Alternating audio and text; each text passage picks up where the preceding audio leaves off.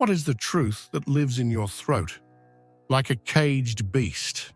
I am not talking about a passing opinion, about a mere discontent. I am talking about a visceral truth, a wisdom of your body and your soul that, out of fear of rejection, for the love of a fragile peace, or out of loyalty to an old script, you have kept chained. It is the truth that scratches the walls of your silence by day and roars in your dreams by night, asking, begging to be freed. It is the feeling of having a lion in your heart, but a knot in your throat, a knot forged by convenience and by fear. If you know this pain, if you feel the weight of this beast stirring in your chest, pay attention. The portal that opens in the coming days is not one of peace. It is one of confrontation.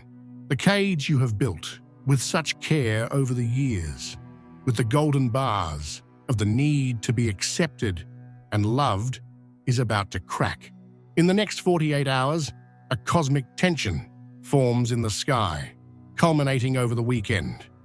It is a square, an angle of crisis and forced action between Mercury, the guardian of the social gate, and our articulated voice, and Lilith, the personification of our wild, untamable, and primordial truth. This alignment does not ask for your permission. It demands a reaction. The internal pressure will become too great to be contained. The beast can no longer be ignored. This is your opportunity. The crack in the cage is your chance to release this force. But, and this is the central warning of this journey, liberation without consciousness can lead to destruction.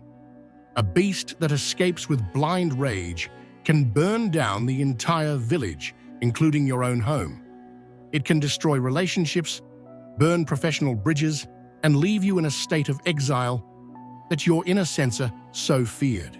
That is why we are here. This journey is not about learning to tame the beast or to silence it further with new layers of repression. It is about learning to listen to it, to honor it, and to ally with it. It is about approaching the cage, looking the beast in the eyes, and instead of fear, offering respect and an alliance. The goal is to forge a pact so that its strength becomes your greatest ally, and not the agent of your chaos. Together, we will learn to open the cage door with the wisdom of a master, and not with the recklessness of a wounded rebel. But before we open the cage, we must first understand how the beast manifests when it is imprisoned. Your wild truth, when repressed, does not disappear. It does not fall silent. It simply changes its language. Instead of expressing itself through your clear and conscious voice, it begins to scream through your body, your reactive emotions, and your unconscious behaviors. These are the symptoms of the silent roar, the signs that a vital part of you is fighting to be heard. The first and most undeniable symptom is bodily tension. The unspoken words, the swallowed truths, the unprocessed emotions do not dissolve into thin air. They solidify. They become dense matter, stagnant energy in our physical body. Pay attention to your body now. As you listen to this, where in your body do you imprison your beast? Is it the constant lump in your throat, as if an invisible hand were holding it, preventing the words from coming out? Is it your jaw, which you only realize is painfully clenched when the headache arrives at the end of the day? Is it your shoulders, hard as rock, carrying the weight not only of your responsibilities, but of every yes you said when your soul wanted to scream no? For many, the repressed truth settles in the lower back, the place where we bury our anger and our feeling of a lack of support. Or perhaps it lives in your stomach, a constant burning, the acidity of the words you swallowed to keep the peace. Your body is the stage where the drama of your silence is enacted every day. It is the precise map of all the truths you refuse to speak. The second symptom is inexplicable anger. The explosion, The fury that seems to come from nowhere, completely disproportionate to the present situation.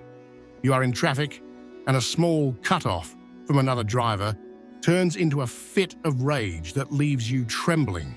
Someone in your house leaves a wet towel on the floor, and you feel a wave of irritation so intense that it scares you.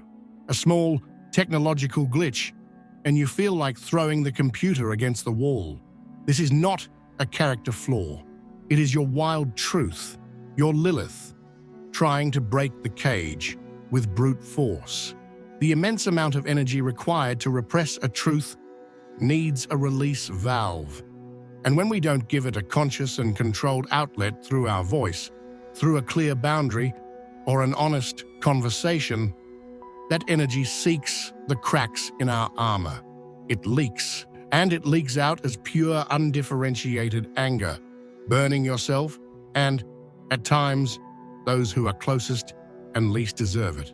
If you have been feeling short-fused lately, if your patience seems to have vanished, ask yourself honestly, what is the truth I am not expressing that is fermenting inside me and turning into this poison? The third symptom is the most subtle and therefore the most treacherous. Projection. It is when we hate and harshly criticize in others the exact quality that we repress and secretly desire in ourselves. Do you see yourself judging that coworker who asserts herself and speaks her mind as arrogant, aggressive, or bossy? Perhaps it is your own caged Lilith, roaring with envy at her freedom.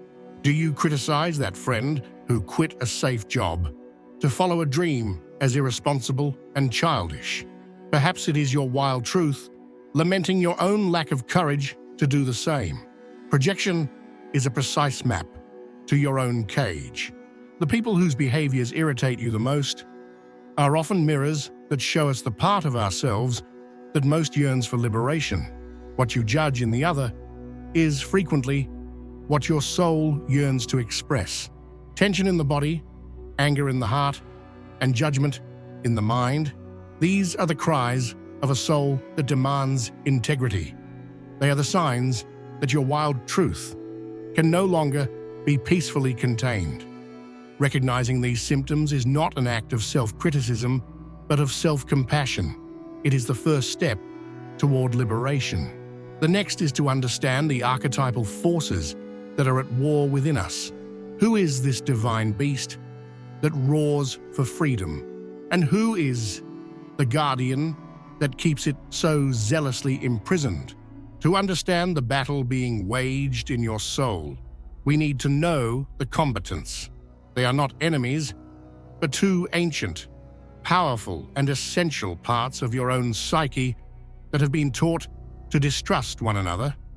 On one side of the battlefield, we have the most ancient, primordial, and instinctual force.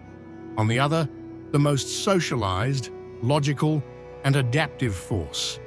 In the language of astrology, we give them the names Lilith and Mercury.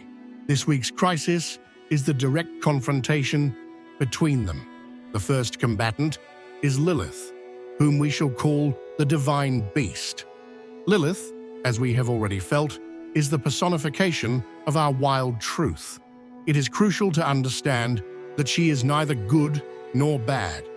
She is amoral, in the sense that she operates beyond the duality of social morality.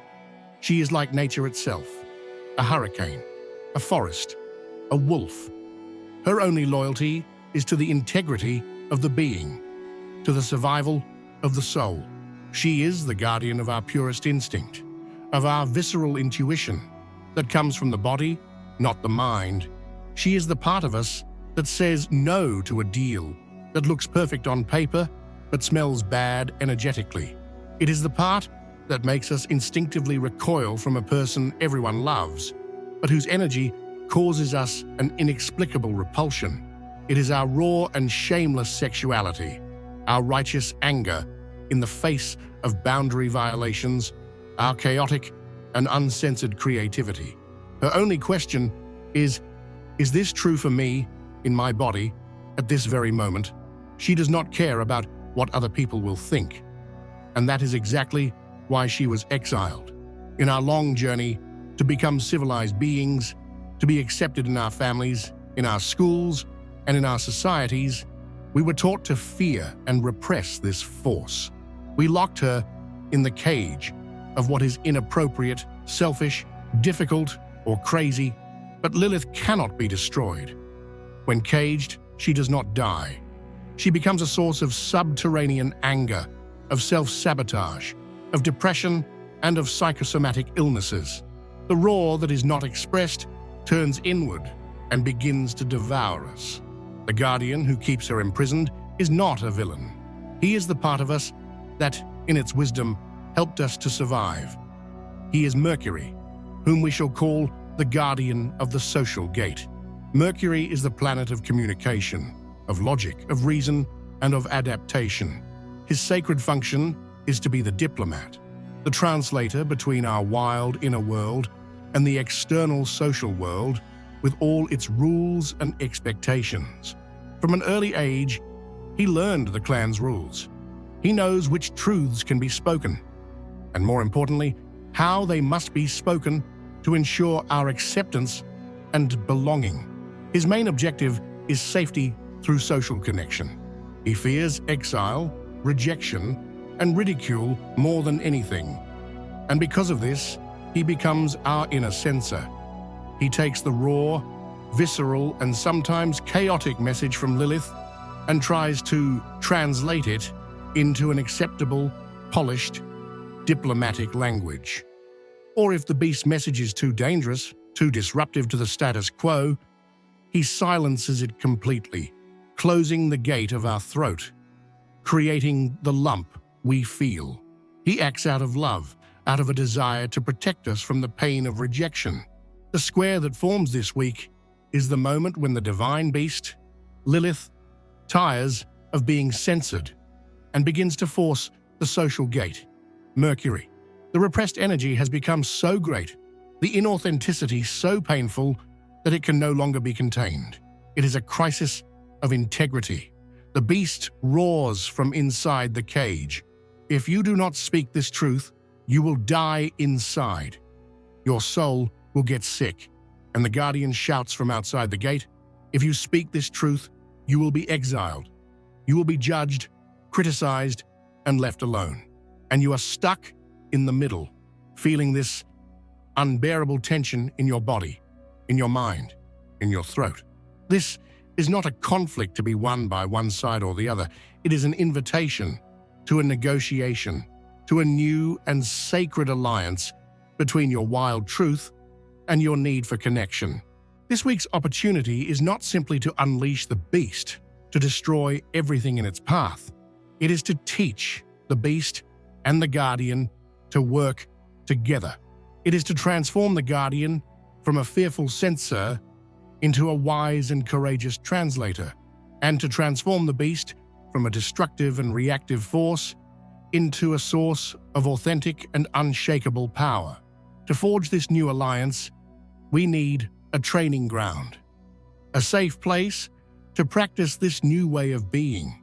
And that is what the acts of liberation are for. And these acts are not theories. They are practices. They are the sacred work of forging a new alliance between your divine beast and your inner guardian, transforming a battlefield into a council room. What follows is your training ground for the next few days. A protocol and 2 great acts to liberate your voice with wisdom, power, and, above all, integrity. The first act of liberation does not happen in the outer world with other people. It happens in the most intimate and, at times, most frightening territory. The confrontation with yourself. Before you can speak your truth to others, you need to have the courage to hear it yourself, without filters, without censorship. This act is called the mirror confrontation. For this, prepare your space.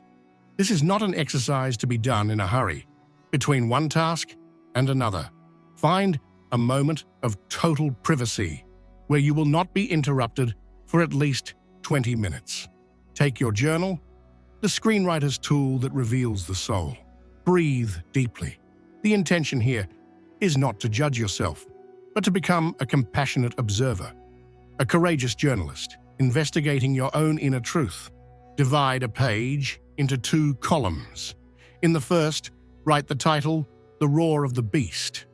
In the second, The Guardian's Translation. Start with the first column. Think about the situation in your life that is causing the tension, the silent roar. And then, write. Give a voice to your divine beast. Write the rawest, most visceral, most inappropriate truth that lives inside you. Use the exact words that arise. I hate this. I can't stand being disrespected anymore. I feel invisible, and it fills me with rage. I secretly wish I could abandon everything. Do not censor yourself. Don't worry about being good or fair. This is your sacred space to let the beast roar on paper in total safety. This is your encounter with the beast. Allow all the repressed energy to flow onto the page until you feel a little emptier, a little lighter. Now comes the bravest step. Take this journal to a mirror. Stand up, look into your own eyes, and read out loud the words you have just written. Listen to the sound of your own wild truth echoing in the room. It may be uncomfortable. You may feel shame. You may cry. Remain. Keep looking yourself in the eye. This act of facing yourself and verbalizing your truth just for yourself is the first and most important step toward integration. You are saying to your inner beast, I hear you, I see you, I validate you, you have the right to exist within me. After this moment of recognition, go back to your journal. Now look at the second column, the Guardian's Translation. Your task now is to activate your wise Mercury, your internal translator. Look at the beast's roar and ask yourself with compassion, what is the essential need behind this anger? What is the boundary that needs to be established? What is the central and true message behind all this pain? And then, rewrite the message. I hate this becomes this situation is no longer aligned with my values and needs to change. I feel disrespected becomes I need to communicate my boundary more clearly so that respect can be restored. This act of translation is the first bridge between the beast and the guardian. After the internal confrontation and the wise translation comes the second act, taking this new alliance out into the world, not with a roar that destroys, but with a whisper that transforms. This act is called the first whisper in the world. Change doesn't just happen in consciousness, it needs to be anchored in reality through an action, however small. Your mission for the next 48 hours is to find a single, low-risk opportunity to practice your new voice. Don't start with the most difficult conversation of your life. Start small to train the muscle. It could be saying a gentle but firm no to a small invitation you don't want to accept. It could be expressing an opinion of yours in a casual conversation with friends, even if it's different from the majority, simply to feel what it's like to take up your space. It could be making a small request to your partner that honors a need of yours. The action itself is less important than the energy behind it. The goal is not to win the conversation or get a specific result. The goal is the practice itself. It is the experience of feeling the truth in your body, Lilith, translating it with your mind, Mercury, and expressing it with your voice. Every time you do this, you strengthen the bridge between your beast and your guardian. You teach yourself on a cellular level that it is safe to be authentic. The internal confrontation that generates self-awareness. The external expression that generates change. These are the two acts that free you from the cage of silence. By practicing them, you are not just changing a behavior, you are transforming into the sovereign of your own truth. A person who is no longer governed by the fear of rejection, but guided by the courage of their own integrity. And that is true freedom. And that is true freedom. It is not the absence of fear, but the courage to ally with it. The transformation that this week offers you is that of ceasing to be the frightened jailer of your own inner beast to become its sovereign and ally. Your wild truth is no longer a source of shame or a destructive force. By being heard, honored, and translated with wisdom, it becomes your greatest source of power. Your voice now carries not only the logic of Mercury, but the weight, the passion, and the unshakable integrity of Lilith. It is a complete voice, a voice that can, in fact, change your reality. Understand the nature of this new power, the voice that is born from the alliance between your wild truth, Lilith, and your articulate mind. Mercury is not a weapon of mass destruction. It is not to be used to win every argument or to impose your will upon others with arrogance. On the contrary, it is a tool of surgical precision.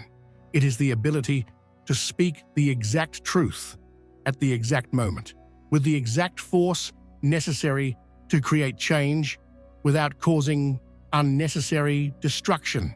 It is the difference between the cry of a rebel and the decree of a sovereign. The rebel screams out of anger and frustration. The sovereign speaks with purpose and integrity. Use your new voice, not to prove you are right, but to build a reality more aligned with your soul. Many will feel the tension of this square and will react with blind rage or fearful silence, trapped in the old battle. But you, by doing this work, have chosen the path of the master, the path of conscious integration. If this journey to liberate your voice has resonated with you, honor this new inner alliance by liking this video and to declare to the universe that you will no longer silence your strength.